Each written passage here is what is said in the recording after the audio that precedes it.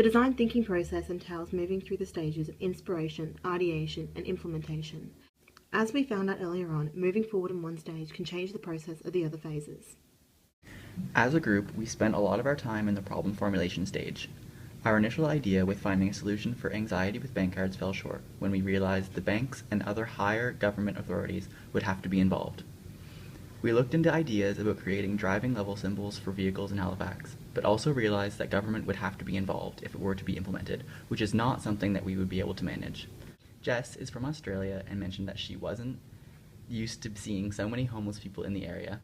Having an outsider perspective brought our attention to an issue that went unrecognized for the most of us. This inspiration stage involved a great deal of empathizing, where we were to observe, engage, and immerse with the homeless in the community. We wanted to see how others viewed them. When it came to ideating, we were still not entirely focused on one particular solution.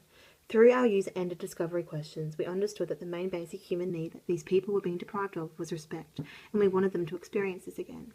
We posed initial ideas of volunteering our time to be the facilitators between the homeless and the facilities available to them, to essentially bring them all under the one roof, making it more accessible and appealing to the homeless. This was not a manageable task for us.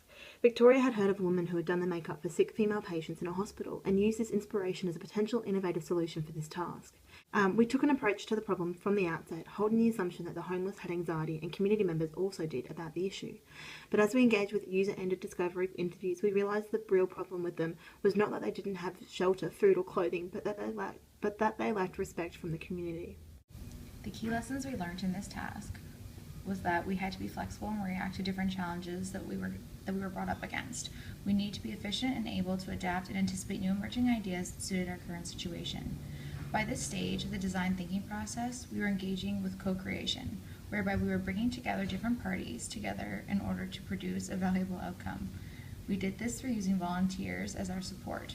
We were able to use volunteers with required skills to take the time to help out our cause. The support was done through giving women the confidence they needed to restore their image. This would make the world of difference for these women and give them the support and confidence that they needed to embrace everyday life and society again. In summary of our journey, we never thought we could recover from some of our roadblocks. The design thinking process is time-consuming and needs continuous effort